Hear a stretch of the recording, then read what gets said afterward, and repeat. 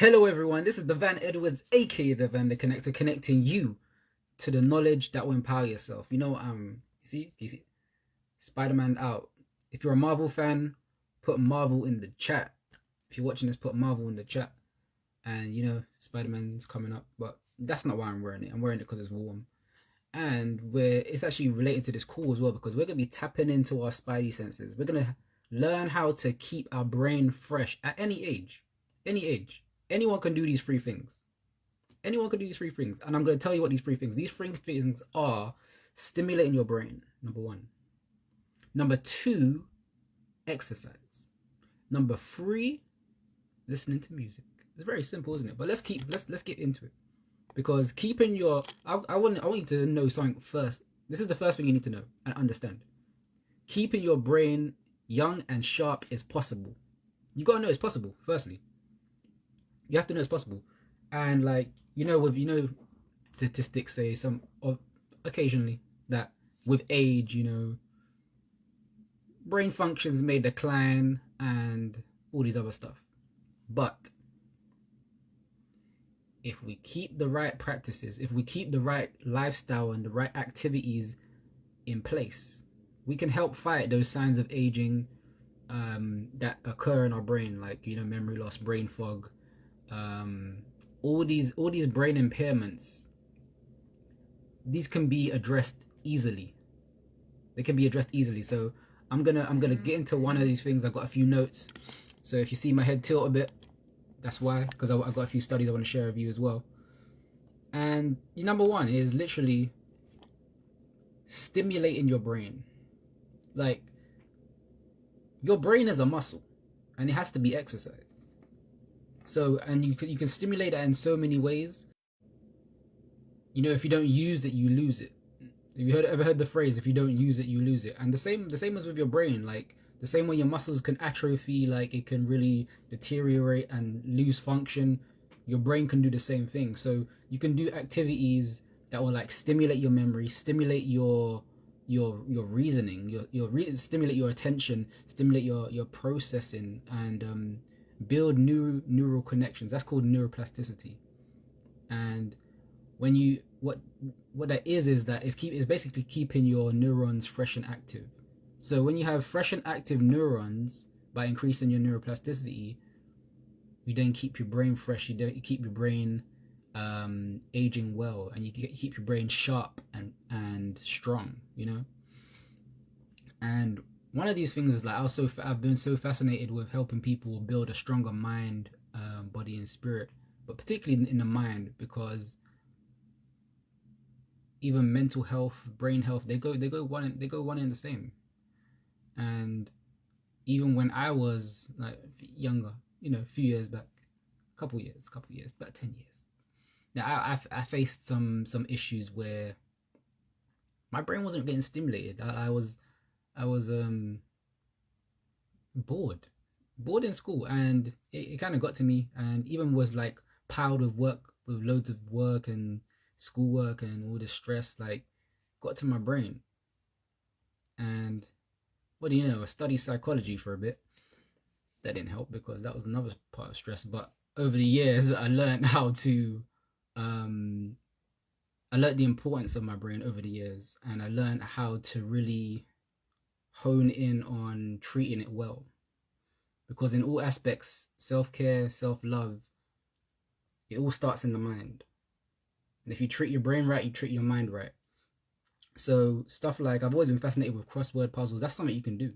So crossword puzzles, reading, which is, even a decade ago, I wasn't really a fan of reading, but I could read. I'm a very good reader and writer.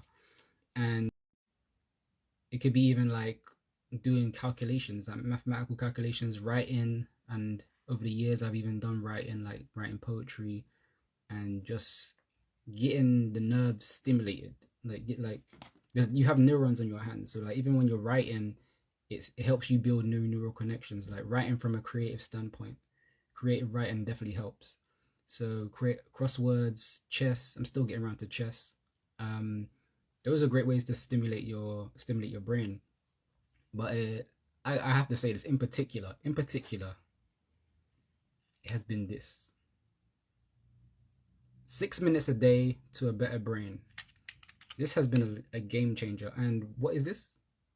This is a cognitive training system, or it's part of a cognitive training system. This is just the 3D glasses that you can use with it. But it's called Neurotracker. And this software, this program is actually designed to help train your brain to increase neuroplasticity and actually improve your memory, your focus, decision making skills, all these different things, and make your mind a bit more flexible. So even I do my sessions every day, have some green tea as well, which is good for keeping the brain aging well, keeping it fresh. The right type of green tea though. And literally it's in 90 days you can literally have a better brain, a more functional brain. And stimulating that in a fun way every day is gonna keep you living a fulfilled life, you know. It's gonna stimulate you to want to do more. And number two is exercise. So who exercises? Put in the chat if you exercise. Put exercise in the chat if you actually exercise, or in the comments below if you exercise. And like for me personally, I do like a lot of stretching as my part of my exercise, dynamic stretching. As soon as I wake up, get my body moving, you know, and push-ups, squats. I do the basics. And taking care of your body also takes care of your brain. So have you ever noticed where you did like you had a nice walking session in the morning, or you did your push-ups, your HIIT workouts, or anything like that? Have you ever noticed your brain feeling more alive and more refreshed? Have you ever felt that way? And that's literally like engaging those spidey senses when you're doing activities, like, because especially when you do it over a period of time, your brain starts to develop these happy hormones about it. It develops this feel good feeling.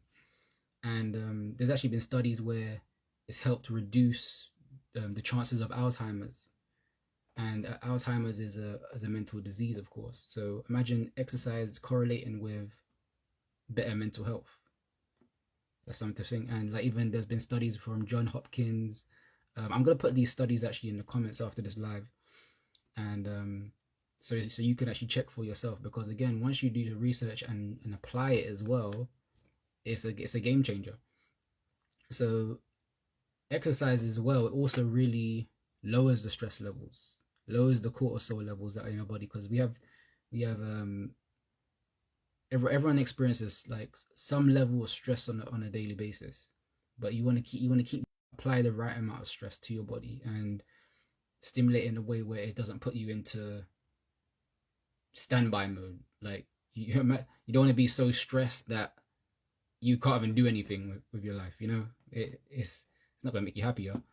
So you want to find that balance. You want to find those activities that's putting stress on your body, but it's engaging you in a way where it's going to produce more focus. It's going to produce more of you feeling better, you know.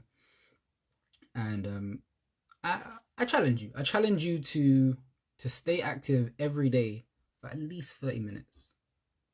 Start 10 minutes. When you know you've done 10 minutes, go to 30 minutes. 30 minutes is your goal every day. It could be walk for 30 minutes. Just walk around your house. You know, walk around your house. Depending on what your level of physical activity or your physical status is, you know what to do. You know what to do. But do it for 30 minutes. And you could number three. So number three is listening to music. Now, listening to music has helped me all throughout the years, and even recently, the recent past 4 years. I think it's 4 years. So 4 years I've been dealing with sound therapy and frequency music, and they operate at a level what's called hertz. So once you hear the music at a certain range or a certain sound, which is called hertz, it does something for your brain and your body. So there's certain music which can actually heal you. There's certain music which can actually stimulate your brain. There's certain music that can actually help you get into certain meditative states or certain literally there's a frequency for everything pretty much. And it's funny because literally it improves your cognition, it stimulates your consciousness as well, and your creativity, and the amount of time that you can put into an activity. So activating like the strength and the power of your brain through music is underrated in my opinion. Like literally imagine, like I I never go a day without some form of music stimulating my path and my growth and the goal I set for myself throughout the day. Like you want to keep that in mind. You want to keep I keep the health, the wealth, and the connections to my greater self in alignment through music. And that could be through mantras, that could be through, again, the healing music, even like 80s music, 70s music, because they got the high vibrational music, Earth, Wind and Fire. You got the not Marvin Gaye, sometimes Marvin Gaye, but like you got different music. You got music that pumps you up. You got music that gets you into a state that you want to. So like whether or not you enjoy music or you play it, like just keep doing something, and make it make sense as well. Make it make sense for what you want your brain to experience and how you want to feel. And because at the core level, everyone wants to feel happier and they just want to feel better. You want to feel 1% better every day, and listening to music can definitely help with that. So we came down to these three things, these three simple things that can influence your brain in major ways: concentration, processing speed, all these other good stuff. Now my question to you is, which of these things will you apply to keep your brain fresh and active? Would it be 1, stimulating your brain? Would it be 2, exercise? Would it be 3, listening to music? If it's 1, type 1. If it's 2, type 2. If it's 3, type 3. If it's all of them, type 4 in the comments. But I recommend doing all 3. And you want to set a goal to do this for at least 30 days, or and then work up to 90 days, because even studies have shown that over 30-day to 90-day period, there is major changes that occur through regular stimulation, regular activity done within the brain. And just going back to the Neurotracker, as I said, it's one of the most powerful things to empower your brain. Is that this is a study from PubMed that I'm going to read for you. It says, and this is what I mean by you can use this at any age, even if you're elderly. So Neurotracker for training cognitive processes is valid for cognitive rehabilitation programs to promote improvements in quality of life in the elderly. So I'm going to put this study in the comments, and I want you to read that as well, or search on PubMed, because I'll put the ID and everything.